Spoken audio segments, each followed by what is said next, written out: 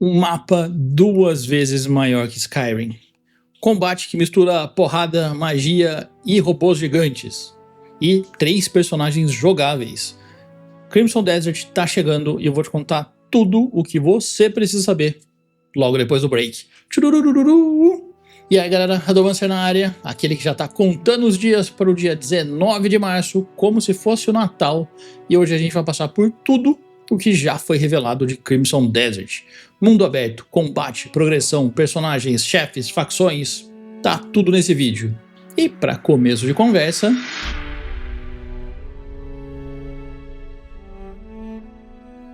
vamos começar pelo que todo mundo quer saber, o mapa. De acordo com os desenvolvedores da Pearl Abyss, o mapa de Crimson Desert é 2 vezes o tamanho do mapa de Skyrim. Em tese, é maior também que Red Dead Redemption 2. Mas olha, tamanho por tamanho não quer dizer nada. O que chama atenção de verdade é a escala visual. Você olha para o horizonte e você enxerga longe pra caramba, e não é aquela neblina genérica que todo mundo aberto usa para esconder que não tem nada ali. Aqui você vê montanhas, cidades, desertos e o mais importante, você pode ir até lá. O jogo tem 5 regiões. A primeira é Herdend, onde você começa. Tem pastagens, montanhas, rios, bem bucólico, bem Inglaterrinha assim. A segunda é Palum, a terra natal do clã Greymane, que é o clã do protagonista. O norte do mapa, as montanhas nevadas ali. A terceira é Deinos, o centro de poder do continente. Tem castelos, cidades, acampamentos militares. E a quarta é Delia. E essa aqui é a mais maluca delas, para falar a verdade. Delia é o centro de ciência e tecnologia. Tem máquinas voadoras, robôs, steampunk, sabe? Coisas completamente fora do padrão do resto do jogo. E por fim, o Deserto Carmesim, que dá nome ao jogo. Uma região árida, sem lei e cheia de mistério. E aqui vem o detalhe mais importante. Não tem gate de nível. Você tem acesso ao mapa inteiro desde o começo. Quer ir pro deserto? Vai. Quer explorar Delia com seus robôs malucos? Ninguém te impede. Agora, sobreviver lá, aí é outra história, né? E o mapa gigante não é só em terra, não. Tem o céu também. O céu está conectado com uma coisa chamada de abismo, que é a parte importante da história. Tem ruínas flutuantes para você explorar, tem portais que levam a esse abismo e tem montarias voadoras, incluindo um dragão. Sim, você pode voar no dragão. E já que a gente está falando de exploração,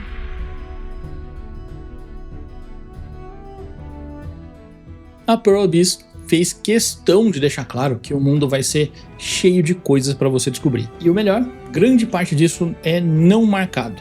Não é aquele mapa entulhado de ícone com 700 coletáveis que ninguém quer pegar, estilo jogo da Ubisoft. É o oposto. O jogo quer que você descubra as coisas, quer que você explore e quer que você encontre o que está escondido. Tem mapa do tesouro no estilo Red Dead Redemption, tem portas secretas, tem puzzles espalhados pelo mundo, incluindo alguns puzzles mais complexos, como as ruínas flutuantes, onde você pode manipular objetos com lasers e tethers ali para reposicionar as peças para ativar mecanismos. Se você jogou Zelda Tears of the Kingdom, vai sentir uma vibe bem familiar, vamos dizer assim. E os chefes, bom, os chefes também fazem parte dessa exploração. Alguns estão simplesmente perdidos no mundo. Você tá lá andando, vira uma esquina e dá de cara com um monstro gigante que você claramente não estava preparado para enfrentar.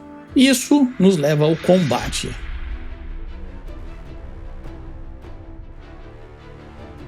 Aqui é onde Crimson Desert parece que vai brilhar. E antes de qualquer coisa, uma informação importante, gente. Os desenvolvedores disseram que Crimson Desert não é um RPG. É um jogo de ação e aventura em mundo aberto. O que isso quer dizer na prática, gente? O combate é central, é o coração do jogo. Você começa com habilidades bem mais aterradas, vamos dizer assim, mais pé no chão, sabe? Espada, escudo, lança, machado, arco, uma magiazinha aqui, outra ali, sabe? Esquiva, defesa, um parry, o arroz do feijão de um jogo de ação, né? Mas o que diferencia o Crimson Desert é o sistema de combate corpo a corpo. Você pode socar os inimigos, agarrar, jogar um no outro, arremessar um cara através de uma paliçada de madeira, tem suplex, tem tackle, tem chokeslam, tem um Izuna Drop que vai deixar qualquer fã de Ninja Gaiden chorando de emoção. E sabe o que é mais legal? Parece que mãos nuas tem um atributo de dano próprio, então talvez dê pra fazer uma build inteira focada só na porrada. E conforme você avança no jogo, as habilidades vão ficando cada vez mais fantásticas. Teleportes pelo campo de batalha, saltos absurdos, torpedo kick de 1000 metros de distância. Você também vai ganhar acesso a magias elementais: fogo, gelo, raio, vento. A roda de elementos mostra pelo menos 5 opções. Quer eletrocutar 3 inimigos de uma vez? Usa raio. Quer suspender todo mundo no ar e dar um dive kick que manda geral voando? Usa o vento. E tudo isso numa escala de combate que, gente, o jogo pira. Tem cerco a castelo, tem robô gigante lançando míssil e, deixa eu repetir, robô gigante soltando míssil, tá? Com metralhador e jetpack, tudo, gente. E como se isso não bastasse, também temos um combate montado. Você pode lutar em cima de um urso e não é só pra comandar o bicho não, o Cliff, o protagonista, continua dando espadada enquanto o urso tá lá destruindo tudo. E se você não tem a sua própria montaria, usa o gancho e derruba o inimigo da dele e rouba. No estilo, uma mistura de Homem-Aranha e GTA, sabe? E já que eu mencionei o gancho,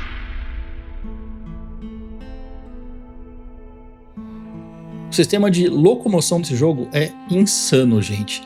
Tudo começa simples, com um cavalo, uma escalada numa superfície aqui e outra ali, no estilo Zeldinha Breath of the Wild. Aquela coisa de, em queda livre, você pode usar um planador que gasta estamina, e aí você libera o gancho. O gancho agarra em qualquer superfície, puxa você em direção a ela, ou te deixa balançar no melhor estilo Homem-Aranha. E dá pra combinar isso com o planador para atravessar distâncias enormes, mas não para por aí. Lembra do urso que eu mencionei?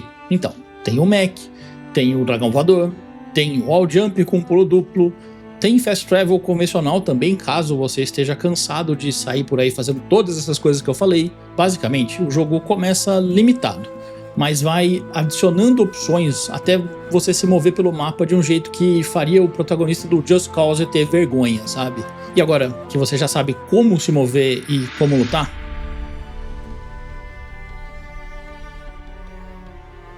essa daqui pegou todo mundo de surpresa ultimamente, porque por anos todo mundo achou que Crimson Desert teria um protagonista só, o Cliff, o líder dos Greymane, mas não, são 3 personagens jogáveis, cada um com equipamento próprio, estilo de combate próprio, habilidades próprias, armaduras próprias. O Cliff continua sendo o protagonista principal, a história principal você joga com ele, mas para os conteúdos secundários, que aparentemente é uma grande parte do jogo, você pode escolher qualquer um dos 3 personagens. A segunda personagem é Damien, ela usa armas de longo alcance como pistola, mosquete, rifle, e para combate de perto usa uma rapieira com escudo, ou uma grande espada que acerta com uma força absurda.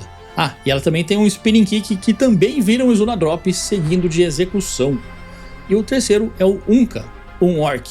Combate brutal, pesadão, machadão de 2 mãos, martelo gigante, pega inimigo e joga um no outro, carrega o golpe, manda 5, 6 voando uma vez. Além disso também tem um hand cannon, que é literalmente um canhão na mão.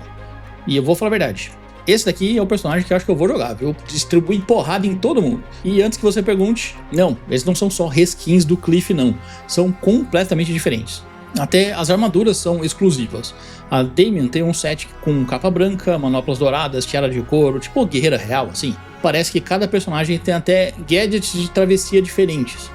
Damien, por exemplo, tem uma espécie de propulsor, que ao invés das asas espectrais do Cliff. E esses nomes que eu tô te falando foram confirmados nos menus de habilidades ali que aparecem nos trailers. Então Damien e Unkan são os nomes deles mesmo. Infelizmente ainda não mostraram as skill trees completas, mas pelo que já mostraram indica muita variedade. E isso nos leva a... O sistema de progressão de Crimson Desert é diferente de tudo que a gente está acostumado, porque não tem barra de experiência. A sua evolução vem de 3 coisas: equipamentos, artefatos e observação. O equipamento é o que você espera: armas e armaduras com bônus que você pode comprar de vendedores ou melhorar nos seus ferreiros. Para melhorar, precisa de materiais, tipo mineração, caça, drop de chefes. Tem customização com status e efeitos especiais através de um encantador também. Já os artefatos são como você aumenta os seus atributos base, vida, estamina, no estilo do bafo selvagem, mas não é só isso. Eles também desbloqueiam habilidades novas ou melhoram aquelas que você já tem. E você vai encontrar esses artefatos de tudo que é jeito: quests, exploração, acampamentos inimigos e, é claro, os chefes. E a terceira forma de progredir é a mais inusitada, eu achei: a observação. Você pode aprender habilidades observando NPCs e inimigos. O primeiro trailer mostra o Cliff aprendendo a pescar, literalmente só olhando um cara pescando. E não é só fora do combate não.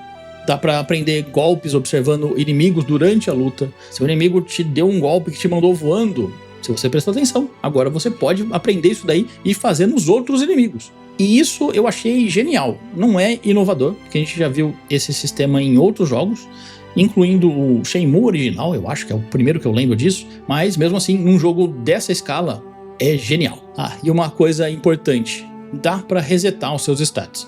Os menus mostram um botão de reset, então se você errou por algum motivo, dá para redistribuir, sem punição. E já que a gente está falando de customização aqui, as armas também podem receber o Abyss Gear, que são aumentos que adicionam efeitos como velocidade de ataque, chance de crítico, dano extra contra inimigos fortes, e os melhores bônus provavelmente vêm dos bosses mais difíceis.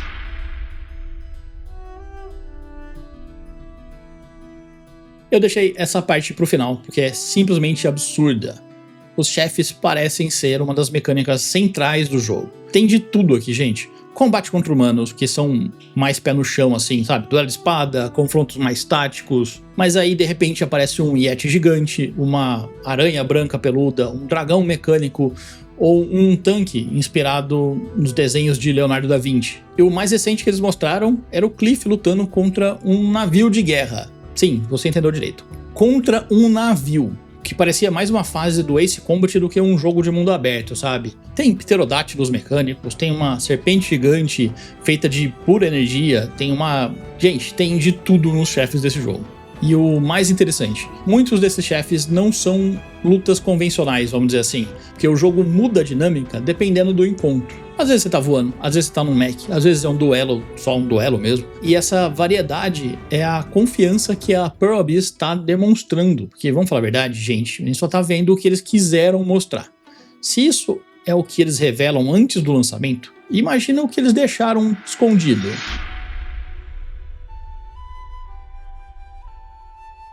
Crimson Desert também tem facções, e elas afetam o mundo de verdade. Tem missões no estilo Witcher, com contratos e bounties, e tem missões de facção que podem ser desde tarefas simples até cercos de castelo completos com chefes exclusivos. Se você ajudar uma facção a retomar uma cidade, as pessoas voltam a morar ali, as lojas abrem e a região fica mais segura. Se você limpar as fortalezas inimigas, muda quem controla aquela área também. E, pelo que parece, não é uma situação estilo New Vegas, onde você escolhe um lado não. As facções são fixas, amigas ou hostis, mas você escolhe se vai ajudá-las ou não.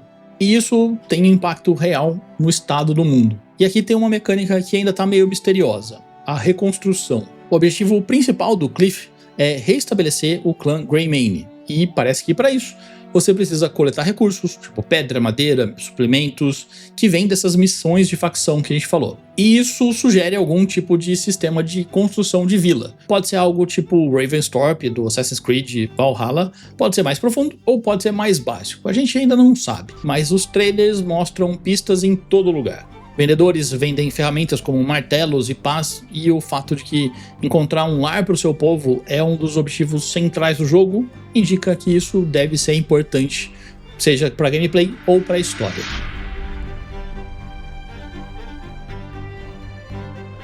Crimson Desert sai no dia 19 de março para Play 5, Xbox Series e PC. E olha, a Pearl Abyss já tá mostrando que tá ouvindo a comunidade. Parece que reclamaram dos efeitos visuais serem muito carregados nos trailers, então eles implementaram um slider para diminuir ou desligar esses efeitos, antes mesmo do lançamento. E é um sinal muito bom, vamos falar a verdade. Agora, eu sei que esse jogo parece bom demais para ser verdade. E pode ser, porque a gente já viu isso antes, gente. Mas o que a Pearl Abyss mostrou até agora é tão consistente, tão variado e tão ambicioso que se eles entregarem nem que seja 70% do que eles prometeram, pode ser um dos maiores jogos de mundo aberto que a gente já viu. E eu não tô exagerando, porque pensa no impacto que o The Witcher 3 teve. Crimson Desert tem potencial para ser o próximo passo nessa escala, ou pode ser o próximo hype que não entrega. 19 de março a gente descobre. Então é isso, Zequinha. Se esse vídeo te deixou por dentro de tudo de Crimson Desert, o like aí embaixo ajuda demais o canal. Compartilha também com aquele seu amigo que não sabe nada desse jogo que é super ambicioso. E se quiser saber mais novidades sobre os maiores lançamentos do mundo dos jogos, se inscreve aí e dá uma olhada nesse outro vídeo que tá aparecendo na sua tela agora.